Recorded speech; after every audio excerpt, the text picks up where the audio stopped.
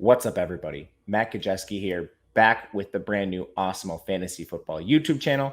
And today we are continuing our Dynasty discussion, talking about tight ends. We are going to go number 12 through number 1, talking about the top 12 Dynasty tight ends for this season and moving forward. But before we get started, make sure to hit that thumbs up button, subscribe to the channel, and hit the notification bell so you know when this and all other content goes live. But let's dive right into it. We're going to start with number 12, work our way to number 1. And today we begin with brand new New England Patriots tight end, Jonnu Smith. Comes over from Tennessee this offseason.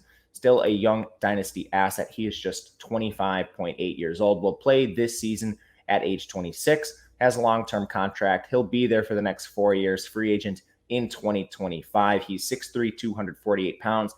Coming off a 41-catch, 448-yard season. And that's with Tennessee. So Tennessee was very much a run-first team. They didn't run a ton of plays per game. Lived with efficiency through Derrick Henry and A.J. Brown. Last year, New England kind of functioned the same way with Cam Newton. They were a run-first offense. They actually ranked 31st in pass attempts and they ran the 29th most plays per game. But this team has been evolving with Tom Brady. They looked much different. With Cam Newton, they obviously embraced the run. And now they have first-round pick Mac Jones, who is the presumed starter at some point in his career. It's just a matter of when. They still have Bill Belichick. They still have Josh McDaniels. They lose a lot of options in the pass game, including Julian Edelman, bringing in now Nelson Aguilar, Kendrick Bourne, as well as Hunter Henry at the tight end position. So it's a very different-looking New England team, completely rebuilding here. They still have a very strong offensive line with Isaiah Wynn, David Andrews. They bring in Trent Brown. So that unit, if anything else, is improving. For Jonnu Smith, it's just going to be interesting to see how New England deploys these tight ends. We are expecting a lot of 12 personnel, 2 tight end sets alongside Hunter Henry, reminiscent of the Rob Gronkowski, Aaron Hernandez days. But right now, it's very hard to determine who shakes out as that number 1 tight end. That's what's holding Jonnu Smith back at this point, but still, he's going to be 26 years old, long-term contract, and we've seen production from him in the past. So he checks in as the dynasty number 12 tight end. Moving to number 11. We head to LA with Tyler Higbee entering his 6th season. He is 28 and a half years old, 6'6", 255 pounds for Higbee. He is under contract for the next 3 years, free agent in 2024. Last year, played in 15 games, secured 44 catches for 521 yards. The year prior, he actually had 732 yards. So we've seen production from Higbee in the past. And last year, just an 11% target share, 13% air yard share. He was splitting time with Gerald Everett, who is now out of the picture. But that's why Higbee only averaged 4.0 targets per game. Now we have Higbee in this LA offense expected to see increased efficiency moving from Jared Goff to Matthew Stafford. They also bring in a number of other weapons, including Deshaun Jackson. They draft Tutu Atwell. The main competition for Higbee may actually be converted receiver Jacob Harris, their 4th-round pick coming out of UCF. What we're expecting from Higbee is basically an every down role at this point, and when Harris comes into the game, it's likely as that big-bodied slot receiver. But this Rams team has a lot to like overall, in addition to what they added with Matthew Stafford. Sean McVay is still there. And in the past, they've embraced pass-first approaches and up-tempo style. Last year, they were still 5th in plays per game, but their pass rate dropped to 26th. Early in Goff's career, we saw that pass rate up near the top of the league. With Stafford, I'm expecting this to normalize a little bit. So with Higbee, we have long-term contract with less competition and expected step forwards in efficiency from the offense overall. And that's what keeps him firmly inside the top 12 tight ends at number 11. Moving to number 10. We have Evan Engram, much higher on this list at points of his career, but he is still just 26.8 years old. He's in his 5th season. It's actually the last season on his deal. So we may see a change of scenery for Engram after this year, which could actually bode well for him because suddenly New York has a crowded receiving depth chart. They add Kenny Golladay. They draft Kadarius Toney. That's in addition to Darius Slayton and Sterling Shepard. There's a lot of mouths to feed in New York, so a change of scenery wouldn't be the worst thing for Engram. But what we're looking at here, we have a 240-pound move tight end. He's been very efficient throughout his career. Last year, he finishes with 654 yards. He's had at least 450 yards in every season, and he's been over 575 in the last 3. So a lot of production from Engram. Last year was just a step back in efficiency. His yards per route run dropped. He still had a 21.8% target share, 28% air yard share. So seeing his yardage check in at 654 was a little bit concerning. But again, this New York Giants offense, they've been rebuilding. They have Daniel Jones under center. Their offensive line is one of the worst in the league. They did draft Andrew Thomas last year, and it looks like they're going to move forward with some combination of Nate Solder and Matt Pert opposite him at tackle, so that's not what you want to see. But overall, with Golladay coming in, Kadarius Toney coming in, we're hoping for more efficiency from the pass game overall, which hopefully trickles down to Evan Engram. But at the very least, you're still dealing with a 27-year-old tight end who's a free agent after this year and could look at differing situations. So Engram still checks in as Dynasty tight end number 10. Moving to number 9. We're going to go back to the New England Patriots. We talked about Jonnu Smith, and now we're going to talk about the second tight end they add this offseason in Hunter Henry, former LA Chargers tight end. Entering his 6th season, he is 26 and a half years old. Hunter Henry, 6'5", 250 pounds. Also locked up to a long-term deal. He'll be there for the next 3 years, under contract through 2024. Last year, he ends up with 60 catches, 613 yards, and 4 scores. And when he actually played, he was banged up for a little bit there. He accounted for a 17% target share and 17.1% air yard share. That was good for 6.6 targets per game, which is actually near the top of the tight end position. It's well above average. And now he enters the New England team, which we already talked about a lot at length, so I won't belabor this point. But between Jonnu Smith and Hunter Henry, Henry's been more productive throughout his career, especially as a receiver. And again, in New England, we're looking at a changing offense with Mac Jones. They still have the normal cast of characters in the coaching staff, but how does this offense look with Jones under center at some point? Or if they go with Newton under center, do they still remain the second run heaviest team in the league? They're legitimate questions to ask, but ultimately, Hunter Henry's still very young, 26 and a half years old, on an offense that is changing, but he'll be there long-term, and they've shown efficiency in the past. So he still checks in as Dynasty tight end number 9. Number 8, we head to Philadelphia with Dallas Goedert. Entering his 4th season, 26 and a half years old. He is 6'5", 256 pounds. Last year, Dallas Goedert played in 11 games, but he still accounted for 46 receptions for 524 yards. And he's now had 500 yards in back-to-back seasons. So a lot of production from Goedert, considering he was playing alongside Zach Ertz. Last year, 16.7% target share, 16.3% air yard share, 5.9 targets per game. Again, with Ertz on the field, still very impressive. With Dallas Goedert moving forward, we don't know what Ertz's status is. He may be with the Eagles. He may move on. This is still yet to be decided. But what we do know is they want to focus on Dallas Goedert moving forward. There are some other changes to talk about with the Eagles. They move on from their coaching staff, and Nick Sirianni comes in. He's the former offensive coordinator with the Colts, a team that's used a lot of 12 personnel in the past. We're expecting a heavy dose of Goedert, but last year they passed at the 8th highest rate, and now they're moving on from Wentz to Jalen Hurts, a dual-threat quarterback. We're expecting this pass rate to drop quite a bit. Their plays per game with 6, potentially that drops as well. What does this mean for Goedert? Not to mention, Goedert is also on the last year of his deal. He'll be a free agent after this year. Eagles may decide to re-sign him, but we have a little bit of uncertainty there with the status. Not to mention, they bring in Devontae Smith in the first round this year. They bring in Jalen Reagor in the first round last year. That could be increased target competition for Goedert as well. Because it's just a little unsettled in the Eagles locker room, we have Goedert coming in as tight end number 8 in Dynasty. Moving to number 7. Denver Broncos tight end Noah Fant, former first-round pick. He's in his 3rd season, just 23 and a half years old. So because his status as a first-rounder, he will be a free agent in either 2023 or 2024, depending on the status of his rookie year option that all first-rounders get. Last year, he played in 15 games, finished with 62 catches, 673 yards, and 3 scores. He's now had at least 550 yards in back-to-back seasons. And last year, he put up an 18% target share, which is fantastic for the tight end position, averaging 6.2 targets per game. Air yards a little bit to be desired, 13% there. Used a little more around the line of scrimmage, but still good production from Noah Fant after all. And he is extremely athletic, so getting him the ball in those yards after catch opportunities, not necessarily a bad thing. The big concern with Fant moving forward, last year they played the majority of the year without Cortland Sutton. It allowed Fant to receive additional target opportunities. With Sutton back, Jerry Jeudy entering his 2nd year, how does this receiver room shake out, and where does Fant fall on the target totem pole? Now, they also have concerns at quarterback. Last year, Drew Lock was a major disappointment. They bring in Teddy Bridgewater to potentially right the ship here. But even with a disappointing season from one of those signal callers, this Denver roster is very good. They're likely not looking at a top-tier quarterback prospect in the draft this year. But Noah Fant still under contract with the Broncos. He's going to be here for a while. We may not see that elite production from Fant for the next couple seasons, but ultimately he's still 23 and a half years old. Again, free agent in 2023 or 2024, could be a potential change of scenery down the road. And Denver, they have the makings of an elite offense. They're just missing that signal caller. If they can put it all together, you're looking at a potentially elite tight end dynasty asset. That is why Noah Fant still checks in as dynasty tight end number 7. Moving to the big 6.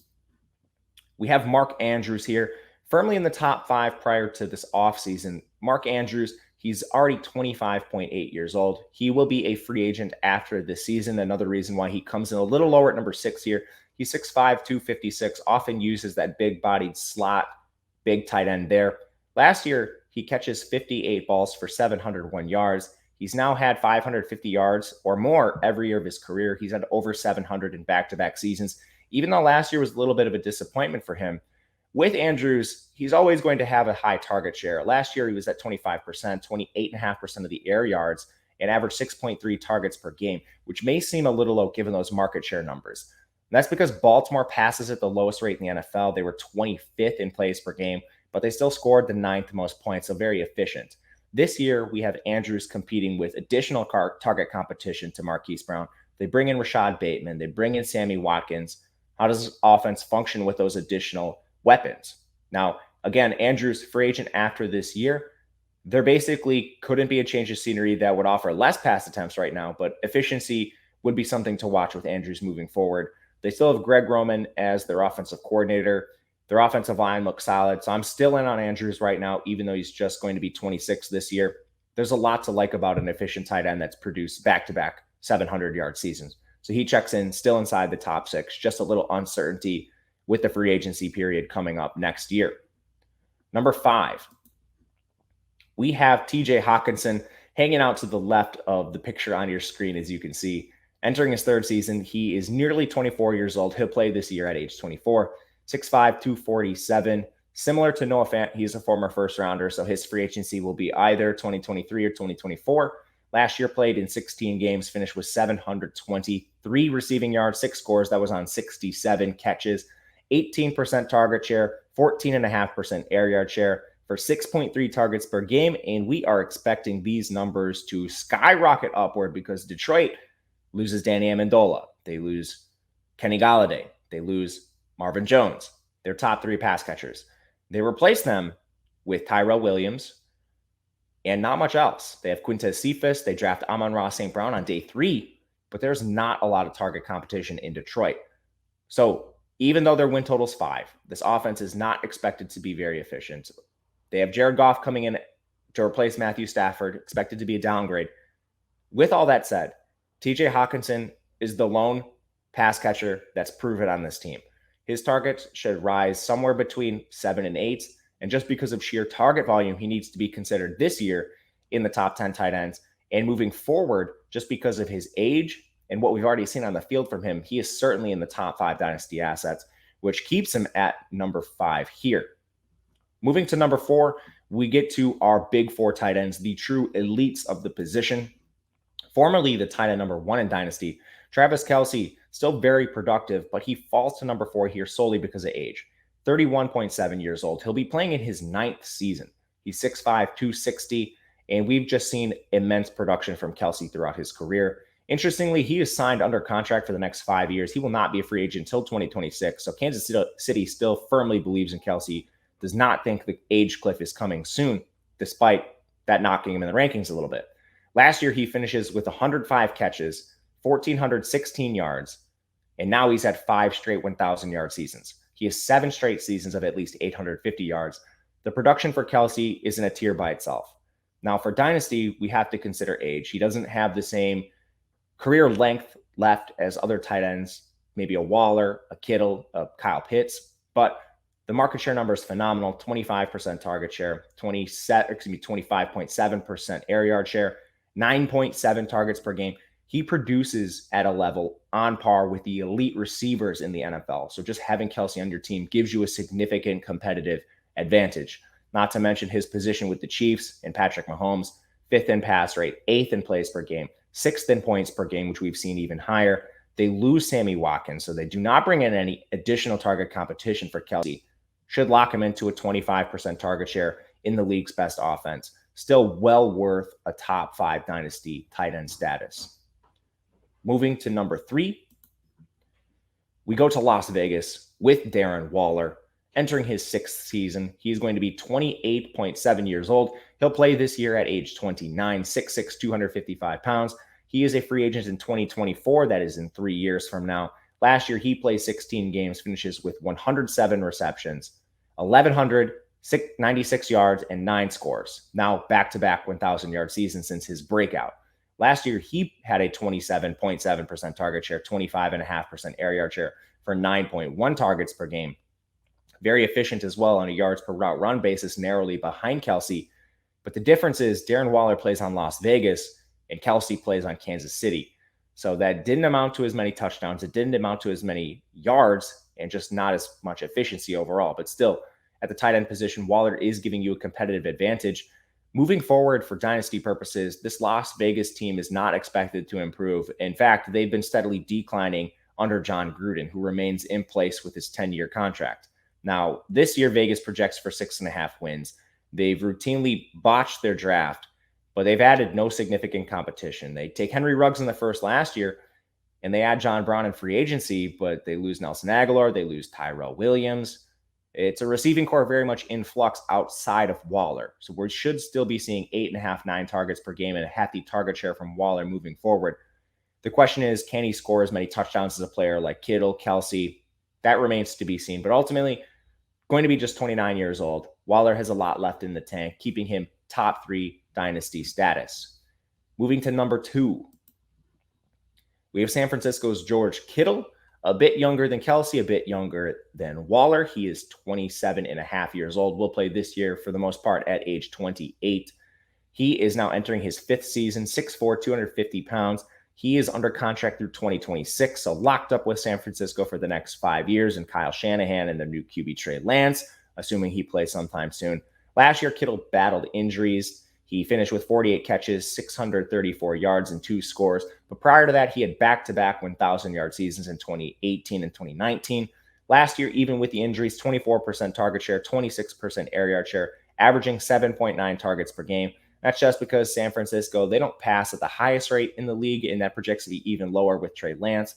Their plays per game, they were about league average there. So we're not talking about anything spectacular pass rate or play volume that's going to elevate Kittle above Kelce or Waller. It's mainly just age and his position on one of the best teams in the NFL. This year, they have the easiest strength of schedule, and they have a roster that they've continually bolstered. That includes on the offensive line, where they have Trent Williams, Laken Tomlinson, Alex Mack. They draft Aaron Banks, and they already have Mike McGlinchey, a very strong unit there. But they have a lot of efficiency in the pass-catching core, not just Kittle, but Ayuk and Deebo Samuel as well. So we're expecting him to play in a good offense, not just this year, but for years to come. And people forget, because of injuries last year, San Francisco, they disappointed a little bit, but this is a team that was in the Super Bowl the year prior. So their roster is still fantastic. Because of Kittle's position and elite athleticism, young age at the tight end position, he is still a top 2 dynasty asset. And moving to number 1, a very rare position to be in. Kyle Pitts has not played it down in the NFL, but he is still dynasty tight end number 1. And here's why. He's not even 21 years old yet.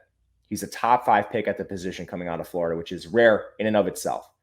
But Kyle Pitts is just a rare athlete. 6'6", 245, a blazing 40-yard dash, elite production at the college level, where he finished with 43 receptions, 770 yards, and 12 scores. That was in just 8 games due to injury.